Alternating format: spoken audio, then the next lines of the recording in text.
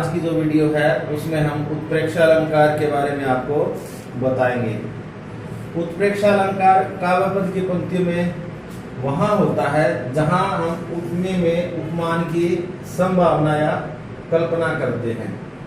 जैसे उदाहरण के तौर पर हम किसी अंधेरे कमरे में जाते हैं, अंधेरे कमरे में पड़ी हुई जो रस्सी है, जब हमारा पैर उसके साथ लगता है तो हमें कई बार यह आभास होता है कि वो रस्सी ना होके कहीं सांप ना हो।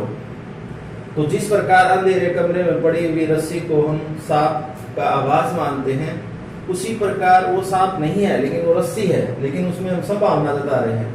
तो उत्प्रेक्षालंकार में भी ऐसा ही होता है, कोई चीज वो होती नहीं लेकिन उसमें हम उपमेय में उपमान की संभावना देख लेते हैं। इसमें कुछ ऐसे वाचक शब्द होते हैं जिनके माध्यम से हम ये पता लगा सकते हैं कि यहाँ काव्यपद की पंक्ति में उत्प्रेक्षालंकार का प्रयोग हुआ है। जैसे उदाहरण के तौर पे मानो शब्द मनु है, जानो है, जनो है, ज्यों है या जैसे इत्यादि शब्द अगर काव्यपद की पंक्तियों में आपको दिखाई देते हैं तो वहां भी उत्प्रेक्षालंकार होता है। निम्नलिखित उदाहरणों के माध्यम से हम इस बात को समझेंगे। जैसे पहला उदाहरण है, सिर फट गया उसका मानो अरुण रंग का घड़ा। यहाँ सिर फट गया, खून बह रहा है, तो खून इतना बह रहा है, ऐसी कल्पना की जा रही है मानो सिर पर जो खून बह रहा है ऐसा लग रहा है जैसे लाल रंग का घड़ा फूट गया हो।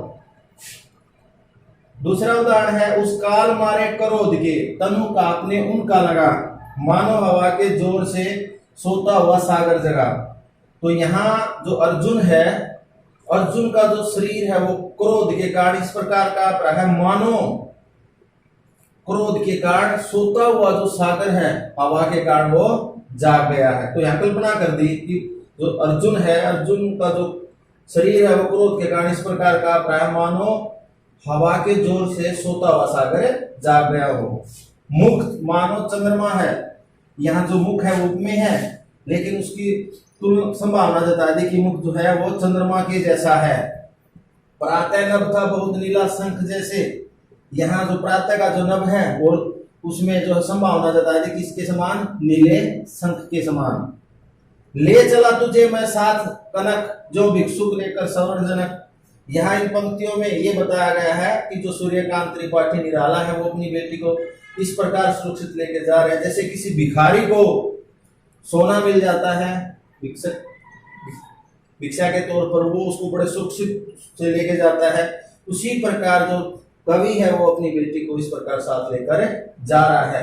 तो यहाँ संभावना और कल्पना दर्शाई गई है। तो जहां भी काव्यपद की पंक्तियों में आपको उपमेय में उपमान की संभावना या कल्पना दिखाई देती है वहां उत्प्रेक्षालंकार होती है। ध्यान रखना, ये जो वाचक शब्द जहां कहीं भी आपको काव्यपद की पंक्तियों में दिखाई दे वहां उत्प्रेक्षालंकार होता है। इससे पहले उदाहरण में यहाँ मानो शब्द आ गया, यहाँ मानो शब्द आ गया, यहाँ मानो आ गया, यहाँ जैसे शब्द आ गया और यहाँ ज्यों शब्द आ गया। तो मैं उम्मीद करता हूं कि आपको उत्प्रेक्षालंकार से संबंधित जो बातें हैं वो समझ में आ गई होंगी।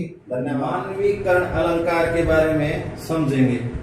मानवीकरण अलंकार शब्द का अर्थ होता है मानव तुल्यता में लाना, अर्थात जो बातें हैं उनको मानवीय व्यवहार में लाना।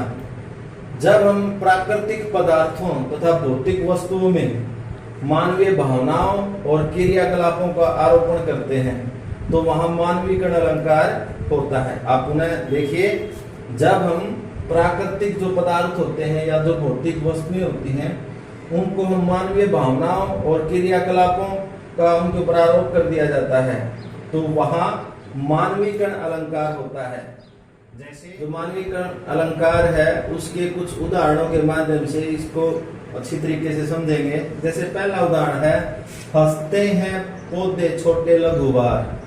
यहाँ जो पौधे हैं वो हंसते हुए दिखाई दे रहे हैं तो यहाँ मानवीय रूप दिखा दिया। आए महंत वसंत या महंत रूपी वसंत, यहाँ बसंत ऋतु का मानवीय रूप दिखा दिया। बूढ़े पीपल ने आगे बढ़कर जुहार की। जुहार का मतलब सम्मान करना होता है। जो बूढ़ा पीपल है या गांव का या घर का जो सम्मानीय जो बुजुर्ग व्यक्ति होता है उसका वर्णन कर रखा है कि जो बूढ़ा पीपल है उसने आगे बढ़कर सम्मान किया। बरस बाद सूदी लिनी बोली अकुलाई लता ओठो किवार की।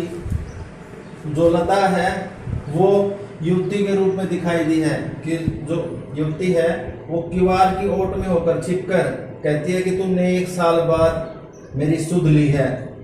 हरसाया ताल लाया पानी प्रात भर के। जो तालाब है वो खुश होकर प्रात में पानी भरकर लेके आया। तो सारे के सारे जो उदाहरण हैं ये जड़ पदार्थ के उदाहरण हैं, लेकिन इनमें मानवीय रूप दर्शाया गया है। जैसे एक उदाहरण और है, बादल रोया, झार झार। तो यहाँ बादल के रोने का भी मानवीय रूप दिखाई दिया है। तो मैं उम्मीद करता हूं कि आपको उत्प्रेक्षा अलंकार और मानवीकरण अलंकार की जो परिभाषाएं, जो उदाहरण मैंने आपको बताए वो आपको समझ में आए होंगे। और मैं उम्मीद करता हूं कि आप मेरे द्वारा बताई गई जो बातें हैं उनके ऊपर पूरा अमल करोगे और हमारी वीडियो को लाइक, सब्सक्राइब और शेयर जरूर करेंगे। धन्यवाद।